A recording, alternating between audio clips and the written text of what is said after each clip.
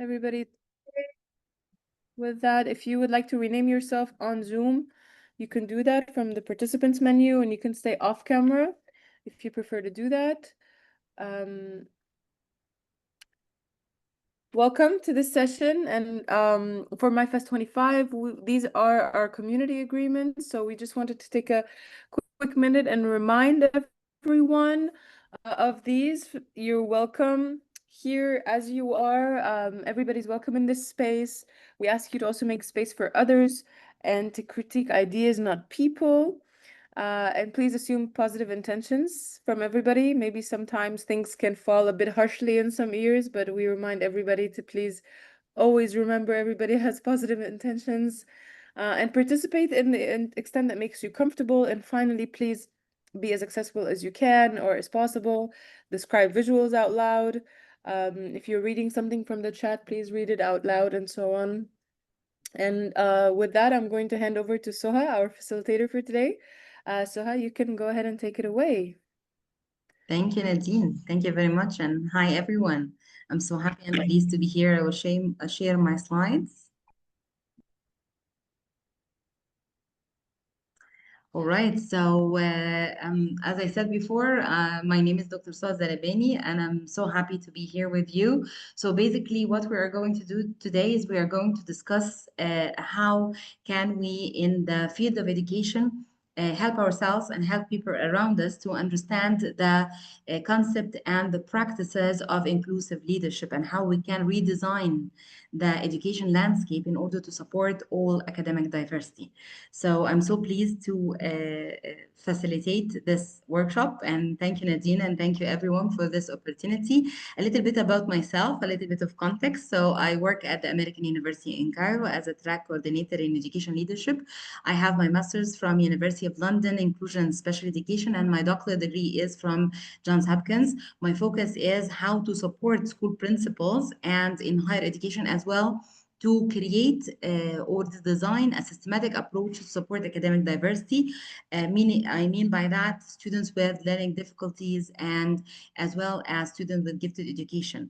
I also work with teachers to build their capacity, but I focus more in my dissertation as doctor student how to support school leadership because they are the decision maker and they have many resources in their hands. So I want them to be as inclusive as possible so we can support all our kids.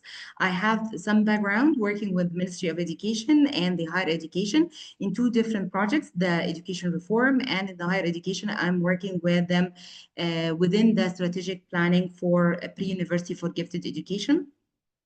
And this is where you find the word Nubuh because this is my baby. This is the project of gifted education pre-university at pre-university level supported by Dr. Ayman Ashur. So this is a little bit about me. I would like to hear from you in the chat box about your position in the education field or your expertise, whether in education or in different fields, and year of experience as leaders. And also, I would like to know whether you have any certificate or background in inclusion and working with academic diversity. I will give you 1 minute to do that. Go ahead, please. Thank you.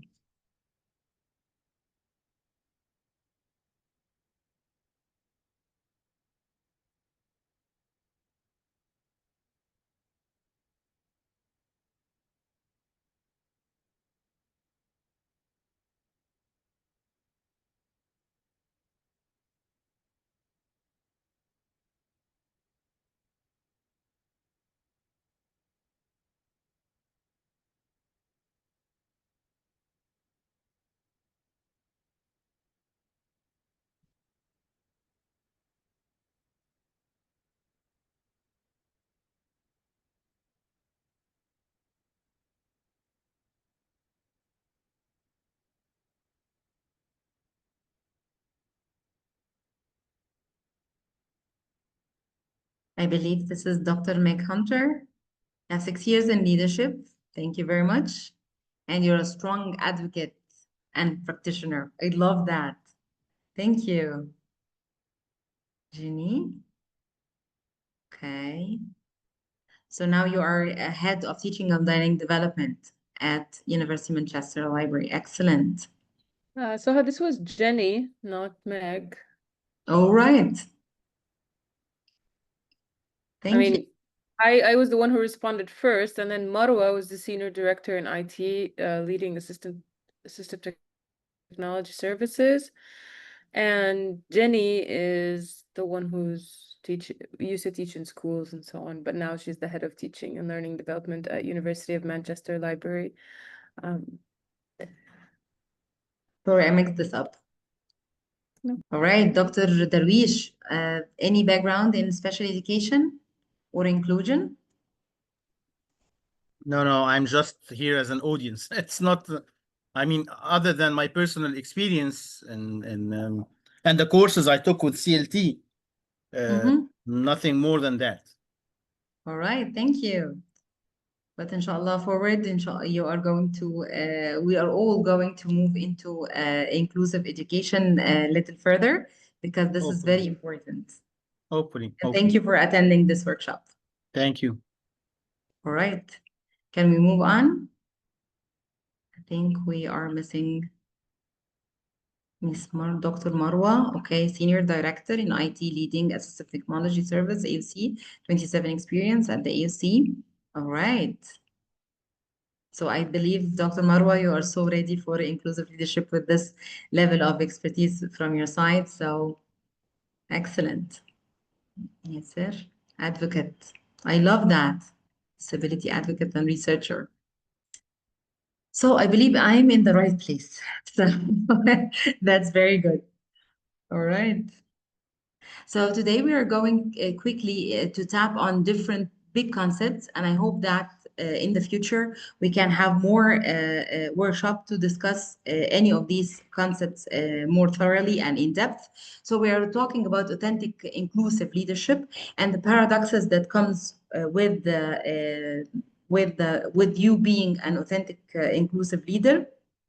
And by the end, we are going to tap on some pillars or framework for systematic approach for academic diversity. So to start with, by definition, inclusive leadership is where your community, you have to start with a shared vision.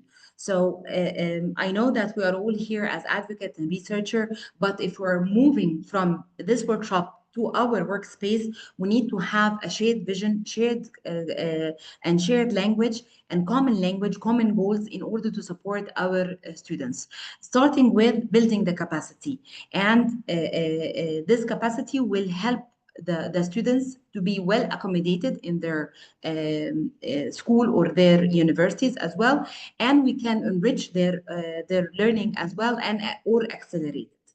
So did you have the chance as a professors and assistants professors in your university to support any students with academic diverse academic needs? Were you able to do that with your years of experience?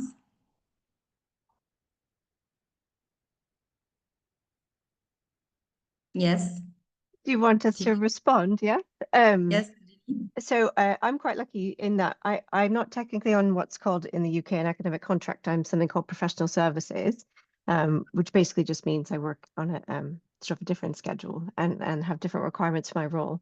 But I'm responsible essentially for all 50,000 students in my university on some level, and that includes sort of the breadth of all of the learning approaches and diverse experiences and everything like that. So I've absolutely been able to take advantage of what I learned at university and since then, and then worked with students to help them decide what works for them and sort of what approaches will most enable them to be academically successful. So for me, it's not necessarily about imposing what I think is the right answer. It's about working through sort of multiple options and usually crafting something completely new, that aligns directly with that individual. But yes, I've had the chance. Oh, that's great. Thank you very much for sharing this with us. Anyone else would like to share how they support their students in their tuition institution before we move on?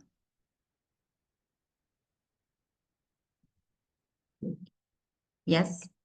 Dr. Marwa, go ahead. I'm not a doctor yet. Thank you, Dr. Soha. Dr. يا رب. يعني regarding us as we are actually an IT service provider for students with disabilities. We support students at AUC through our close collaboration with the Student Accessibility Services Office and the Center for Learning and Teaching to support our students in terms of, for example, we provide them with the service document conversion of the materials needed. Sometimes professors upload their material in an image format or an inaccessible version, so we support students on that. We also train them on using screen readers and how to use, for example, Microsoft Office applications, web browsing, email services through their screen reader software. We also provide them with lending services to our hardware devices in case they need it for class note taking and to help them work with their assignments and homework submissions and so on. Yes, I think we are moving towards inclusive education. However, as we said, we have to, if we are really want to make a difference and change in our students' lives, we need to make sure that this vision, inclusive vision, our vision for inclusion is well shared with all the community, and there is an ongoing building capacity for all the people that they are working, all the stakeholders and all the staff that they are working with the students in our universities and school as well. I don't think that this is the case in all places, but let us focus on more about an inclusive leader. The inclusive leader need to focus on the tiered level of instruction. So the department heads need to understand that there will be a syllabus in our universities, and this syllabus it contains tiered level instruction. That means that the learning objectives are the same.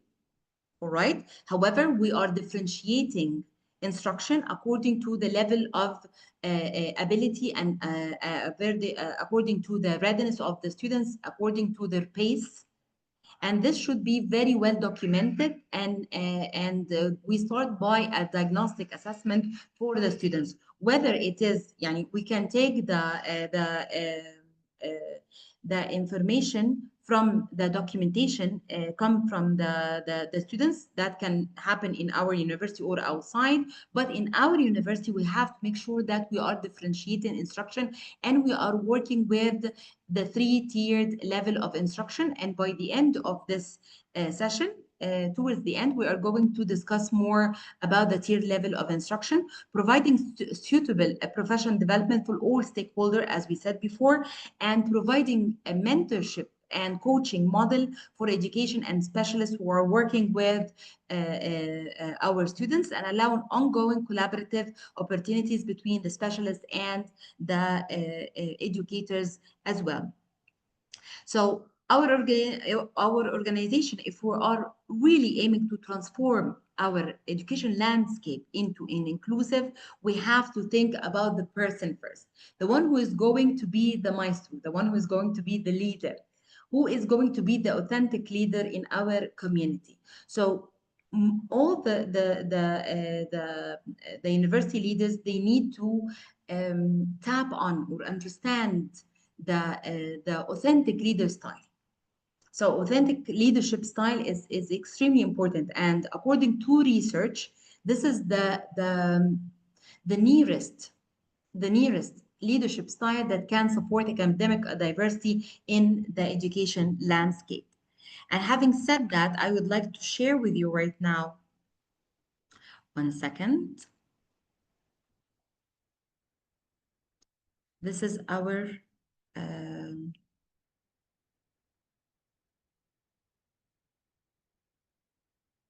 I'll put on the chat a survey for us.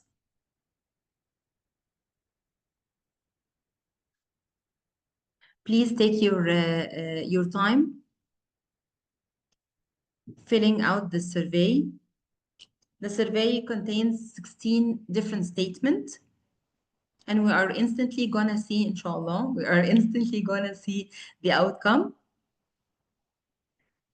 of your survey.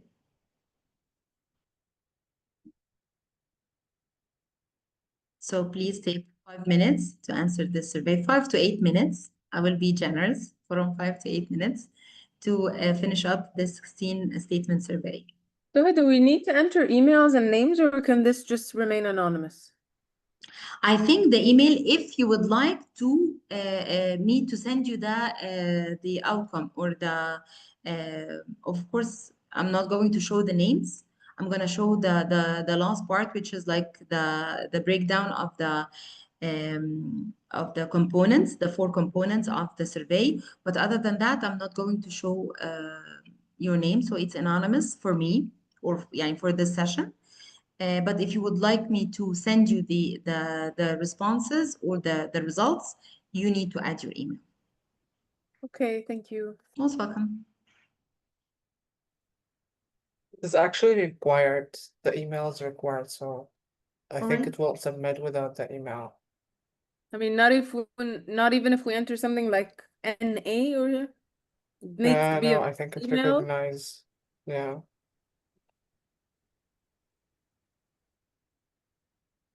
Can you make it unrequired, so in case someone does not prefer to write it, and the name as well? No problem.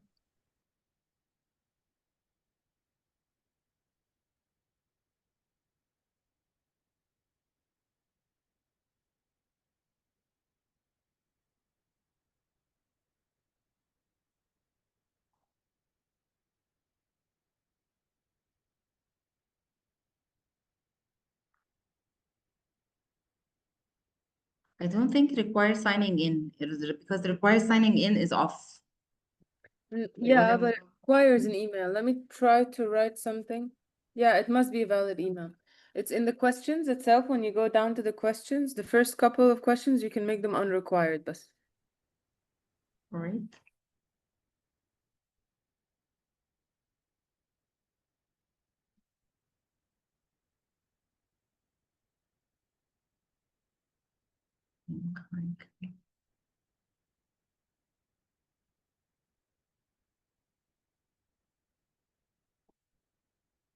Yes.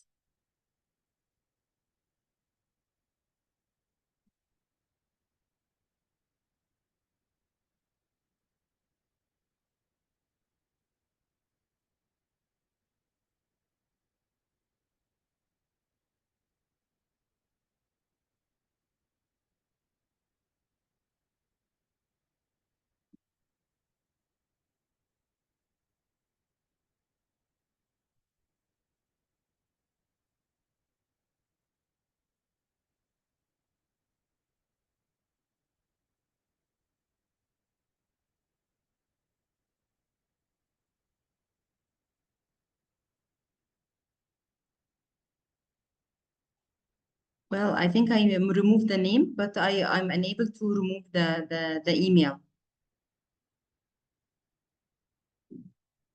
okay. If anyone is uncomfortable writing their email, and since the form will not take anything else other than an email, feel free to write the Equity Unbound email for now. It's in the chat.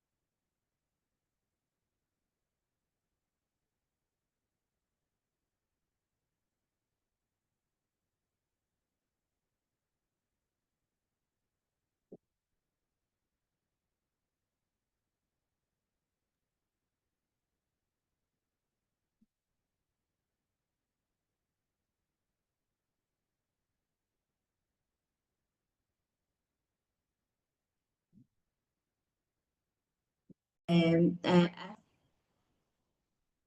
it happened before, usually we have a very strong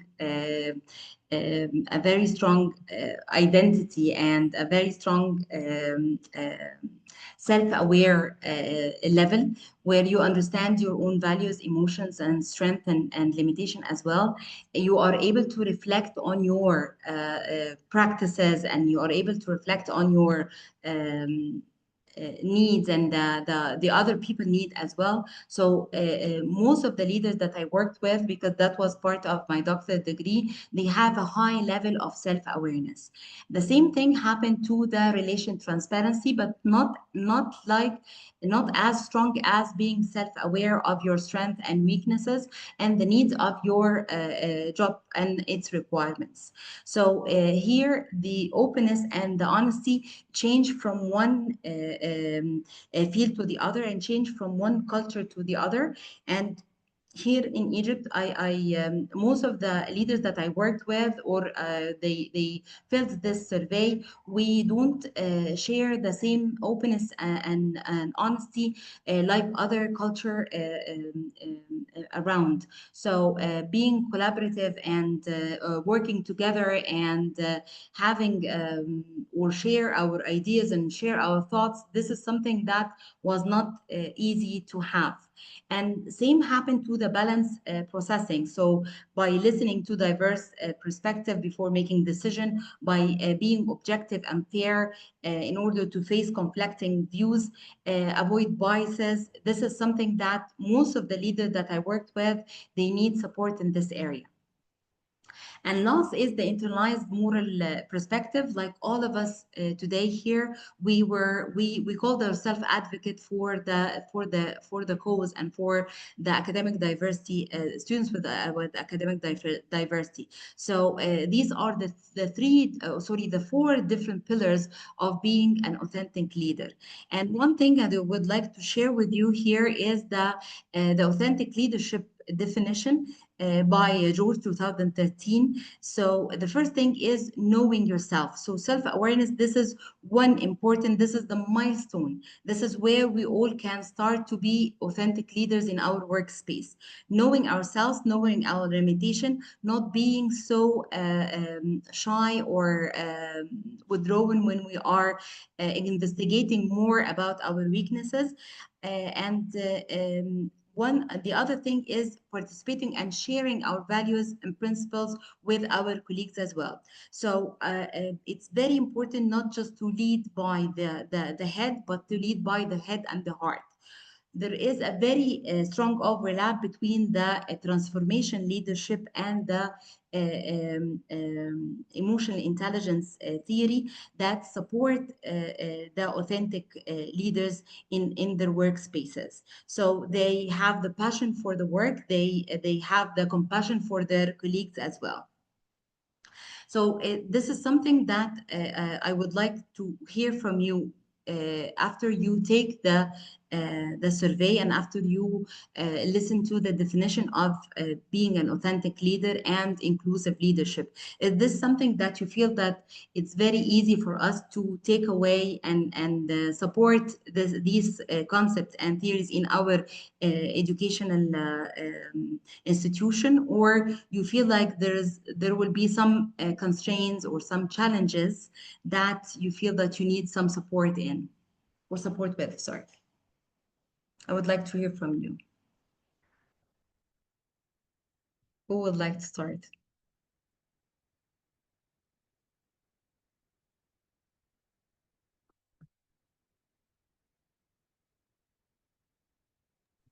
I added a question in the chat. All right.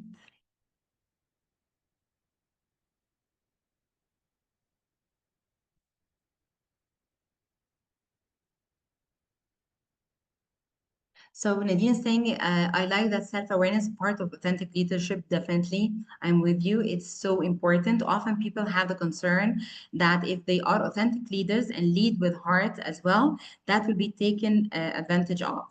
And what are your thoughts of that? So that will lead us to the paradox that goes with the authentic leader. So if I'm leading with the heart if I'm putting the students' well-being and their what they can do in front, is this going to hinder our collaboration with other colleagues in the department? Jeannie, I think it says a lot about culture of a place if people are allowed or encouraged to behave that way. So maybe it's not so much about you, but there are structural issues that you will need to be aware of. That does authenticity look like in your context? What does authenticity look like in your context? So we start with Nadine first, and then we can finish up with Jeannie. So basically, that's a very strong paradox, Nadine, when you are I'm not saying using your heart, but putting your heart out and strongly support the students in your university, how the community will react to that. One important thing, as we said, that we need to start with the vision. If we have a strong vision in our university about student needs and how to differentiate and tier the work for them, this is not going to be a very big obstacle in front of us. But if we are just putting policies and it lack the practice and lack the building up the capacity, I believe that we are going to face some issue and internal conflict and some hesitation and rejection from the community. So I believe that if we are going to, like I said before, lead with the heart, we need to educate the community. How is this not going to hinder the students' performance, and how and issues like fairness and equity is put on the table and well discussed among the colleagues, and that will support the cause as well. So I hope that I answer your question, Nadine.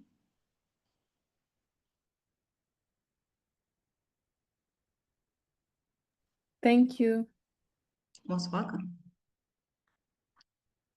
So because I'm working, Jeannie, because I'm working in different communities, I'm working in the international community here in Egypt and the national community as well. I believe in the international community, no, we have put the equity and the fairness and the well-being of our students as top priority. But when we go into the international section, I believe it's a little bit different, and especially if we are going to support the inclusive education and collaborate in order to help everyone out, because in the inclusive education we have to have interdisciplinary approach.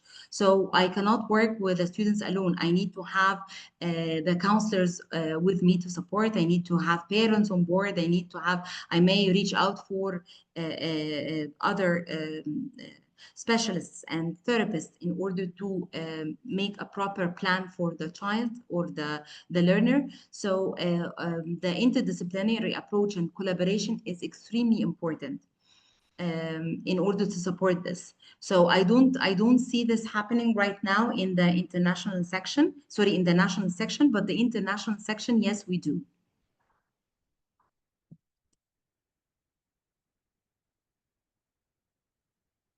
All right.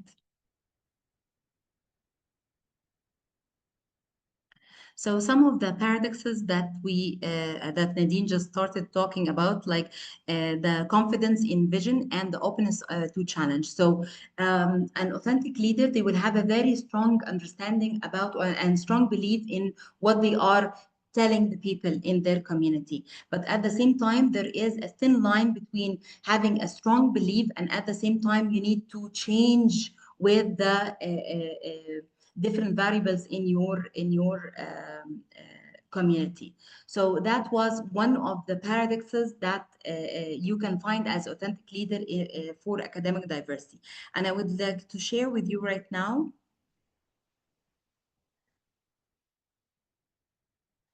some articles about that supports the academic diversity and the paradox of authentic leader as well. You can find them in the chat and they will be available. It can be sent to you as well. So first of all, and goes by the same thing is promoting unity versus valuing differences. So as an educational leader, you have a very cohesive academic environment, but at the same time you need to differentiate this learning process for some students. So there will be always a conflict between like how I can maintain a cohesive learning environment, and at the same time I can support the students with different needs. Vulnerability is another issue or another paradox that come with authentic leaders as well, because you need to show the people and or have a common understanding about your weaknesses and strength, and at the same time you have to be that leader who have a strong personality you can come to and ask for help and ask for knowledge and support your practices. So that's another paradox that can appear if you are working with or you are implementing and endorsing authentic leadership. So part of this, you know, we discussed 3 of them. Do you feel like, or do you see yourself facing this kind of conflict and paradox in your workspace as a leader before we move forward?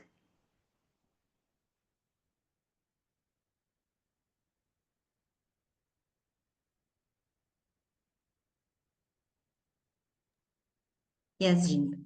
So I think we definitely do. And I think a lot of the paradoxes are the, it's where your idealism runs into the structure almost, or your context, and where your idealism runs into your context, or maybe just your capacity. So a lot of times I think we make decisions about vulnerability and authoritativeness, or how much we can listen because of things like how much time we have, or whether we've been told by someone, you know, higher up in the hierarchy that there's a sort of accepted answer that we're looking for, as opposed to really having discussions with others. So I do think a lot of times these paradoxes are sort of the individual running into the culture and the structure of the place where they're operating.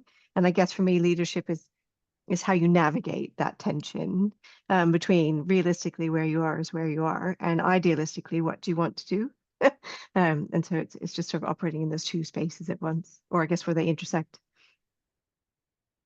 Yes, I agree with you. And one of the things that I always, talk to educators about is the notion of equity and equality. So I need to give every student what they need to be successful. I shouldn't give them all the same opportunity.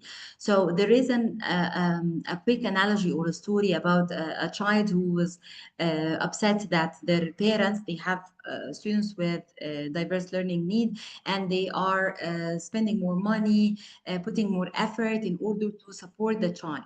So that comes with the notion of fairness. So the mom tells the child, if for God forbid you have the same diverse learning need that your brother or sister has, I would do the same for them.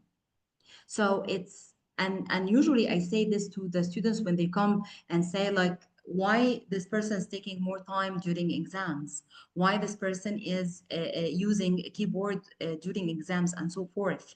So if you have the same diversity or diverse needs, learning needs, I would do the same for you. So we prove it, we document it, and then you are well accommodated in your place. And it's not a surprise. Till now, I'm using this analogy in order to support the inclusive environment in my school or in our schools or in our universities as well. They need to understand that if they have the same or some needs, they will be well accommodated. That doesn't mean that I need to give the same level of attention or support to everyone who doesn't need this level of support. So let me take the chat. So I have some messages. Thank you, Jeannie. Mostly a conversation between Jenny and I. Okay. So I can imagine contexts where I could. It happens to me before. It's always a dilemma of choice. I agree with you, Nadine. I was just saying that till now, and I've been teaching and working with students with diverse needs yani 20 years ago, and I still have the same comment and comment over and over ago. So that will ask us or tell us we need to have a strong vision, and we need to put this vision or translate this vision into policies and practices. And not only that, educate people about these policies and practice, whether they are parents, whether they are students themselves, because we have the community of students that they're always raising a flag why we have different type of instructions and so forth. So if we are really going to change, make a difference, we need to start with the vision, and the vision translated into policy practices, and then into the capacity building. Okay, the tension is there between inclusivity and excellence, of course, to understand the dynamic. It was nice talking with you. All right. Okay. So we can move on. So now we looked at the person, we looked at the individual. We need now to look at the organization and how to put a system or design an organizing system to support academic diversity. And nothing is more important but the multi-tier system of support. Of course, this multi-tier system support has been there for a while, and it's very important to apply this in our schools and our university systematically. So it's a proactive and preventative framework that integrates data and instruction to maximize the student's achievement, not only achievement, his well-being and engagement as well. I love the word strength-based perspective or strength-based approach. I actually use this in my practices at Tumuh, my private business, and I really feel that not only the people that are working with the students, whether they are tutors or therapists, not only the parents, but all of us, we feel so positive about the place. Why? Because it is based on the strength of the child. I'm not always focusing on what the child or what the learner cannot do, but I always focus on what they can do. From what they can do, they can listen and they can be well engaged and they can be positive about the learning environment, so they will show up. Not only they will show up, that they will show up with a very strong will to participate and to be engaged. So the strength-based approach, I use it recently, unfortunately recently, not since I was a school teacher, but recently I focus on the strength-based approach, where I can prove to the learner that they have strong points and strengths somewhere, and from this point on they can listen and they can have the will to change what needs development, what needs improvement. So again, it's a framework for schools and for universities as well to engage in a data-driven decision making. So as we said before, we collect the data, we collect the documentation to support the students' needs, and then we can make sure that we have a proper plan that is based on high quality instruction, very well designed intervention based on the documentation given. And again, we start with a positive reinforcement to have a positive behavioral outcome from the students. So as any learning landscape, we have 3 different tiers. The universal tier, I know some of you are familiar with the tiered or the multi-tiered system of support. So the first one is the tier 1 is the 80% of our student body. So if I would like to make a very strong inclusive environment for the students, I have to look at the students' body, and 80% of the students' body, they should be universal students. They don't need any extra support. They can work well within the mainstream perspective. And then some students, which is like this is the intensive intervention, 15% of our students, they need only to have supplementary support, some kind of support in order to make it happen. And usually the concerns, they are environmental factors. But that will leave us with the last 5% of our students. They need intensive support, the 5%. These are students with learning difficulty and the gifted students as well.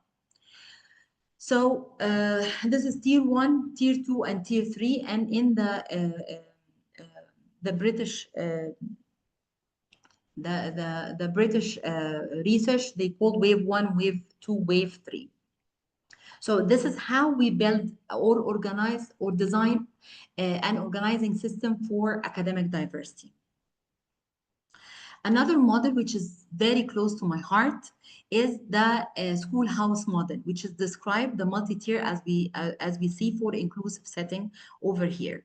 It starts with the foundation. The foundation always is administrative leadership and the visionary, inclusive, authentic leader that they will provide the support for all stakeholders.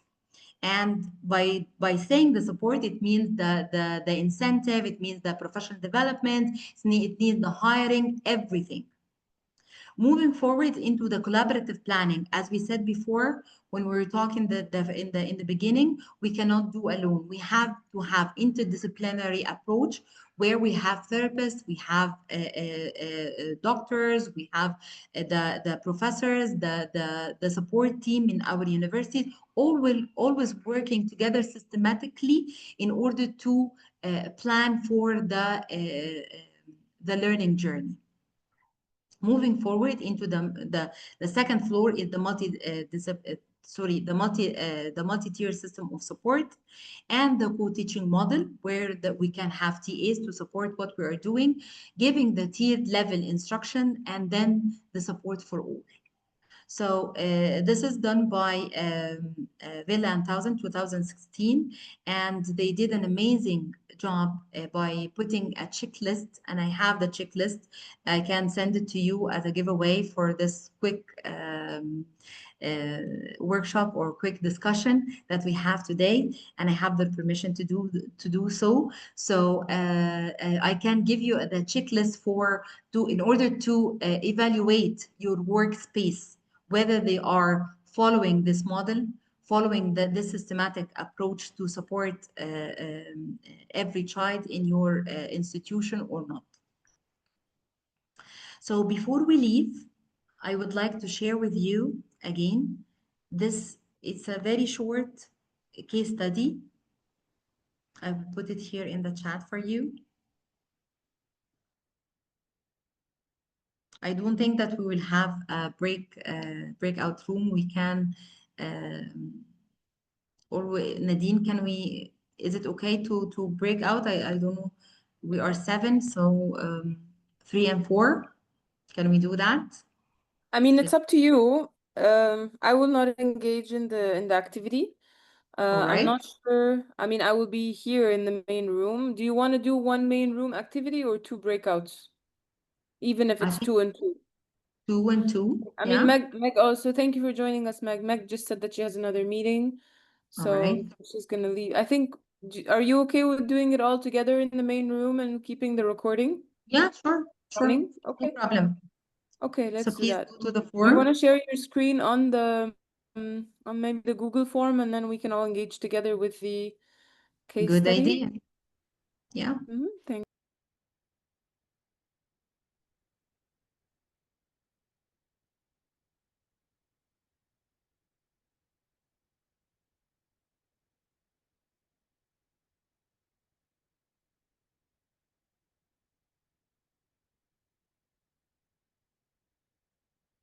Now you see my screen and you see the case study.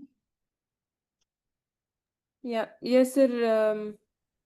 You can open the link if you'd like It's up to to you. read that as well.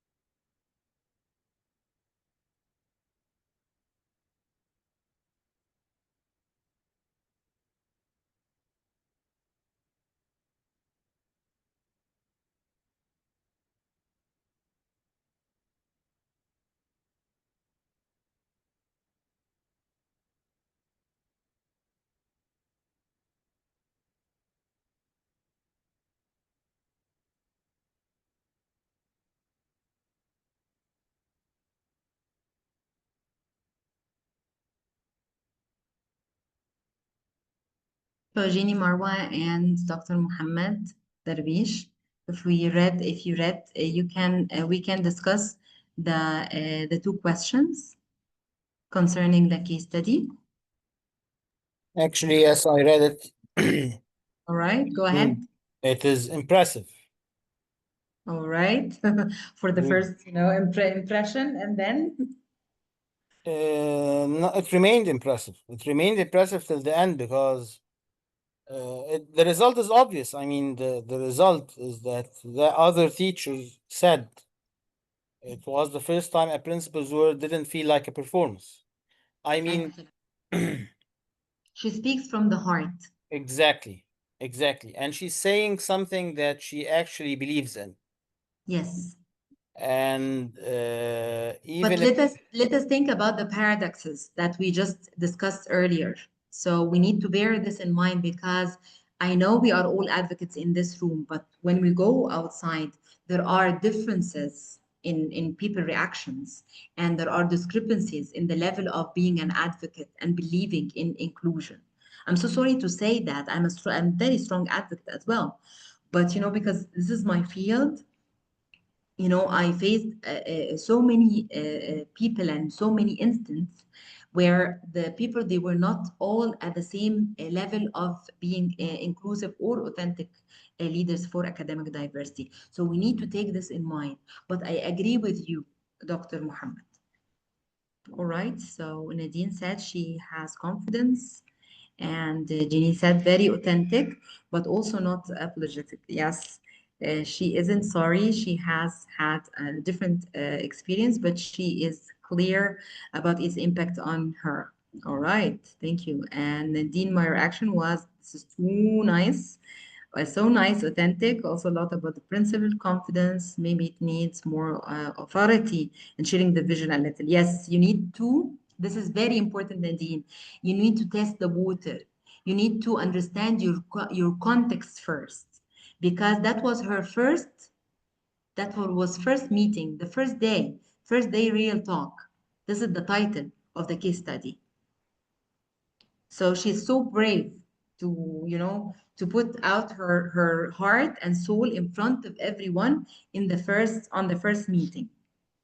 Okay. All right. Thank you.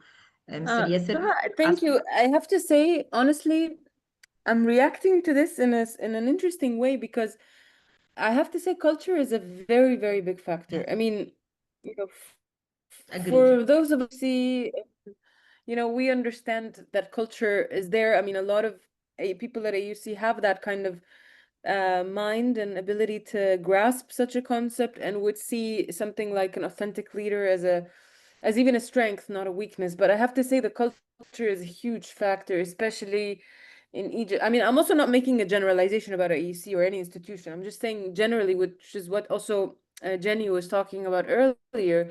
There are institutional problems that allow or that don't allow this to happen so much. And it really, it's kind of like the beauty lies in the what is it, in the eyes of the beholder or something, right? Yes. So we are perceiving this as impressive, as Muhammad is saying, and so on, but somebody else might say, what is this weak principle? This is somebody I can walk all over, and so on. And it's basically the paradox that you were talking about, obviously. But I just have to say that culture is a huge factor, and especially in Egypt, and especially in certain institutions, of course.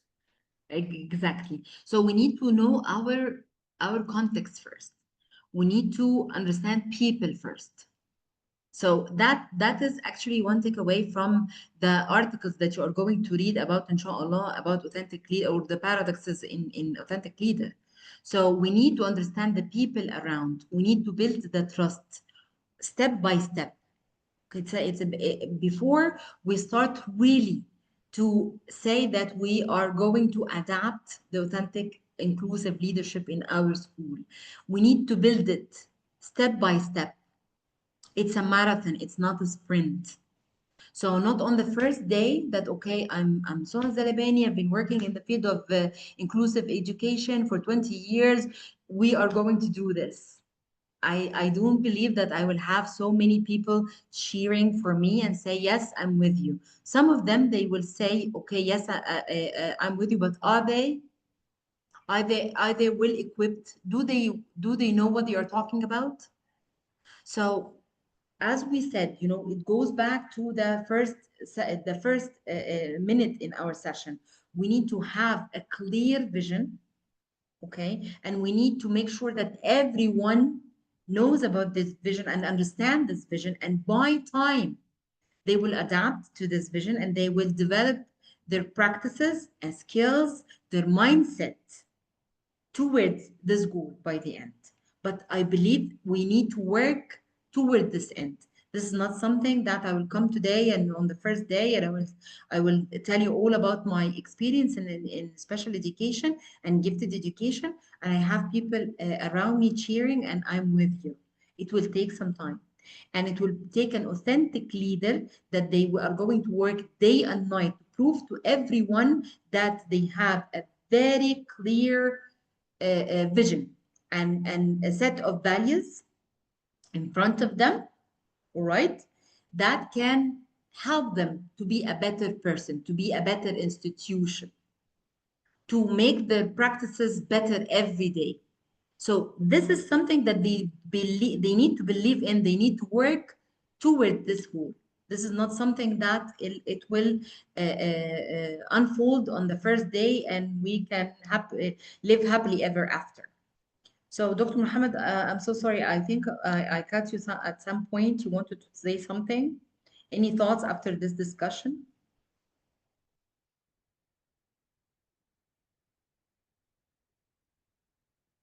So it's highly contextualized, special education and inclusion, highly contextualized. Definitely, I agree with you, Nadine.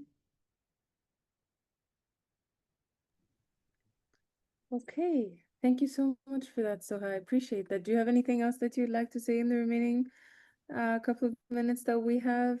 Thank you, Yes, I Yasser, for do. the feedback. Just want to remind everybody to give us feedback on the session. If you couldn't so far, please don't forget to give us the feedback. Okay, thank you very much. Yes, the feedback. And the last thing before you leave, if you can share with us something that a new information that you knew about today, a question that you would like us to answer you, and a wish. So if you can leave this in the chat, that would be great with the feedback that Yasser asked for. And this is actually my last thought before we leave. I love Michelangelo when he said, like, I saw an angel in the marble and carved until I set him free. That's my motto. I look at this picture every day and I pray to God that we are all strong to support our children, our young youth, and all people around us that they need support. Thank you very much for this opportunity, Nadine, and looking forward for the feedback. Thank you.